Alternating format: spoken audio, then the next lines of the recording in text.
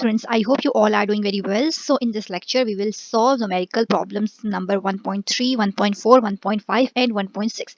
इस previous lecture में हमने numerical number 1.1 and 1.2 डिटेल से solve करना सीखा था. आज के lecture में हम next numericals करेंगे. 6 part 1 हमने book अपनी start की हुई है. So without any further delay, let's start our today's lecture. So numerical 1.3 states that the length and width of a regular plate are measured to be 15.3 centimeter and 20.80 centimeter respectively. Find the area of the plate. ठीक है. So basically length and width हमारे पास एक rectangular plate given है जिसकी हमें length and width given है. हमें क्या करना है, हमें उसका एरिया फाइंड आउट करना है. सो एरिया हम लोग कैसे फाइंड आउट करते हैं. लेंथ जो फर्स्ट हमारे पास मेजरमेंट गिवन है ये हमारे पास लेंथ है 15.3 और जो बाद में नेक्स्ट वैल्यू गिवन है वो हमारे पास विड्थ है. लेंथ को हम स्मॉल एल से डिनोट करते हैं which is 15.3 and width of rectangular plate capital W से डिनोट करेंगे विच इज 12.80 सेंटीमीटर. ठीक है. We have to find the area of a rectangular plate. Area को हम कैपिटल ए से डिनोट करते हैं. So calculation according to the formula area is equal to length cross width. ठीक है. सो एरिया ऑफ रेक्टेंगल हमारे पास length cross width होता है. लेंथ की जगह हमने उसकी वैल्यू 15.3 पुट करनी है. विड्थ की जगह उसकी वैल्यू 12.80 पुट करना है. 15.3 को आप 12.80 से मल्टीप्लाई करेंगे सो यू गेट 195.84. ठीक है. अब सेंटीमीटर पे स्क्वायर कैसे आया है. लेंथ पे भी हमारे पास जो नंबर है इसके साथ सेंटीमीटर है यूनिट. विड्थ में भी हमारे पास यूनिट सेंटीमीटर है. प्रोडक्ट करें इसका मतलब है 2 टाइम्स सेंटीमीटर आ रहा था तो इसीलिए हमने सेंटीमीटर के इस तरह ब्रैकेट के बाहर स्क्वायर पुट कर दिया. ठीक है. सो यहाँ पे आप इसको 195.84 सेंटीमीटर स्क्वायर लिखें और 196 लिखें. यहाँ पे अप्रोक्सीमेट कर लिए हम कि अगर हमारे पास कोई भी नंबर 5 और ग्रेटर देन 5 होता है तो हम प्रीवियस नंबर में 1 ऐड कर लेते हैं. सो 8 को हमने देखना है. 8 इज ग्रेटर देन 5 तो हमने क्या करना है, हम अपने सम 5 में 1 ऐड कर लेंगे 6. ठीक है. सो 196 हमारे पास इसका आंसर आ जाएगा. नेक्स्ट क्वेश्चन देख लेते हैं 1.4 which is add the following message given in kg. हमारे पास कुछ मैसेज गिवन है 1, 2, 3 and 4 मैसेज गिवन है. Add the following masses. हमने इनको ऐड करना है. किस तरह ऐड करना है, up to appropriate precision. According to the appropriate precision हमने इसको ऐड करना है. कैसे ऐड करना है, let's start the numerical. Given data is 4 masses हमारे पास गिवन है 1, 2, 3 and 4 which is M1, M2, M3 and M4. जो फर्स्ट पे लिखा है उसको M1 कहेंगे, जो सेकंड पे है उसको M2, इसी तरह M3 and M4. चारों मैसेज हमारे पास केजी में गिवन है. ऊपर क्वेश्चन में उन्होंने डायरेक्टली बता दिया है तो इन चारों के साथ हमने यूनिट केजी पुट कर देना है. Add these masses up to appropriate precision. अब हमने इनको ऐड करना है कैसे, अप टू अप्रोप्रिएट प्रिसीजन करना है कैसे. सबसे पहले टोटल मैस हमारे पास इक्वल होता है 4 मैसेज हैं.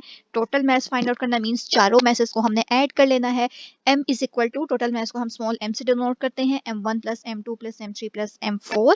m1 की जगह हमने उसकी वैल्यू पुट करनी है, m2 की जगह उसकी value, m3 is 11.8 and m4 is 5.32.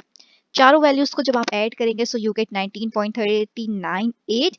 चारों के साथ यूनिट केजी था तो जब हम प्लस कर रहे होते हैं तो हम यूनिट जस्ट वन टाइम लिख लेते हैं. ठीक है. ऊपर हम मल्टीप्लाई कर रहे थे इसीलिए हमने सेंटीमीटर पे स्क्वायर लिखा था. जब ऐड करते हैं तो जो भी यूनिट होता है आपने जस्ट उसको वंस प्लेस कर देना होता है. ठीक है. वन टाइम प्लेस कर देना होता है. As in the given message 11.8 kg is the mass of least precision. According to the given data 11.8 हमारे पास एक ऐसी वैल्यू है जिसमें हमारे पास least precision है. कैसे least precision है, because it's having one decimal place which is the appropriate precision. means आपने डाटा देखना है. इसमें अगर हम लोग राइट साइड से स्टार्ट करते हैं तो हमारे पास सिर्फ 11.8 ही एक ऐसा नंबर है जिसमें 8 मीन्स एक नंबर के बाद ही हमने यहाँ पे पॉइंट पुट कर दिया है. बाकी अगर आप फर्स्ट नंबर को देखें तो 9, 8, 1 3 नंबर के बाद पॉइंट प्लेस हुआ है. सिमिलरली सेकंड में भी 3 नंबर के बाद पॉइंट प्लेस हुआ है. फोर्थ में 2 नंबर के बाद पॉइंट प्लेस हुआ है. सो सिर्फ हमारे पास एक थर्ड में जो 11.8 लिखा हुआ है ये एक ऐसा नंबर है जिसमें हमारे पास 8 मीन्स 1 नंबर के बाद ही पॉइंट प्लेस हुआ है. इसका मतलब है कि ये हमारे पास लीस्ट प्रिसीजन है. सो यहाँ से हमने क्या करना होता है, इसके अकॉर्डिंग हमने अपने आंसर को कन्वर्ट करना है. कैसे कन्वर्ट करना है, 19.39 है. हमें पता है कि यहाँ पे अगर हमने इसको कन्वर्ट करना है सबसे पहले हम अप्रोक्सीमेट वैल्यू ले रहे हैं 9 है विच इज ग्रेटर देन 5. सो सबसे पहले हमने प्रीवियस नंबर में 1 ऐड कर लेना है. सो ये हमारे पास 194 बन जाएगा. ठीक है. अब हमने करना क्या होता है, अप्रोप्रिएट प्रिसीजन मींस पॉइंट हमने पुट करना है 1 डिजिट के बाद, 4 के बाद हमने पॉइंट प्लेस कर देना है. ठीक है.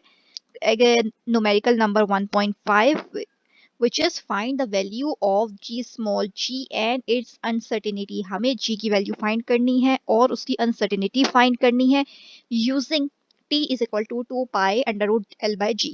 इसको वैल्यू को टी की वैल्यू को यूज करके हमें स्मॉल जी की वैल्यू फाइंड आउट करनी है और उस वैल्यू की अनसर्टिनिटी फाइंड आउट करनी है, ठीक है।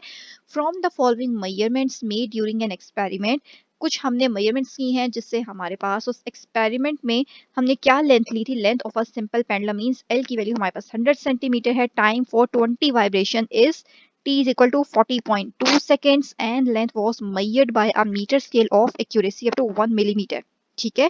And time by stopwatch of accuracy up to 0.1 second. Means कि यहाँ पे हमारे पास जो दो वैल्यूज गिवन है, ये कौन सी वैल्यूज हैं, ये हमारे पास least count of metre road है और ये हमारे पास least count of stop watch है, ठीक है। यहाँ पे इन्होंने लिखा हुआ भी है कि stop watch.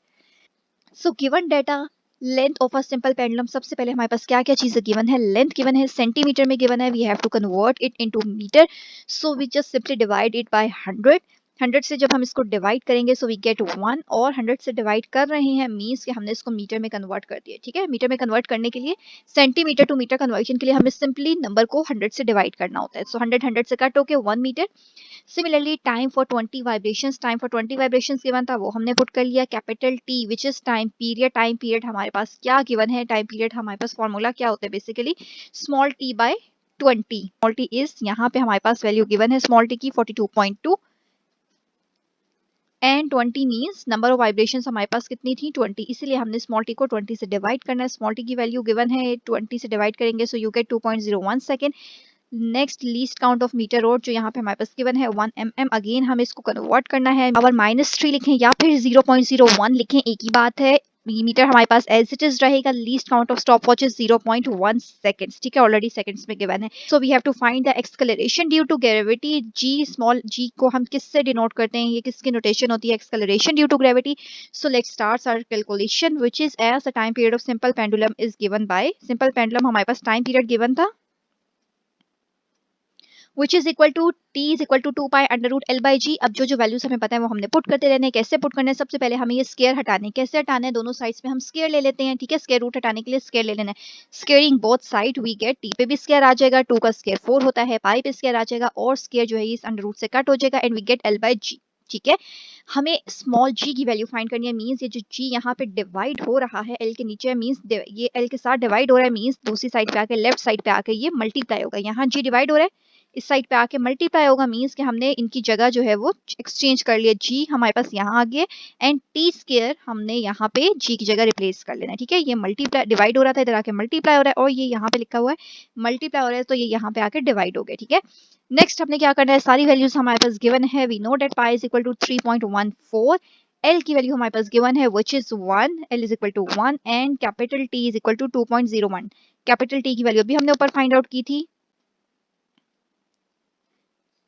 T capital T is equal to 2.01 and small l is equal to 1 m। दोनों वैल्यूज हमने पुट कर ली हैं। आपने करना क्या है, सबसे पहले 3.14 का स्केयर लेना है, उसको 4 से मल्टीप्लाई करना है, देन 2.01 का स्केयर लेना है, दोनों वैल्यूज को डिवाइड कर लेना है। यहाँ पे ऊपर जो हमारे पास आंसर आएगा इसको लिखना है, नीचे जो आंसर आएगा उसको लिखना है, दोनों को डिवाइड करेंगे सो यू गेट 9.76, ठीक है।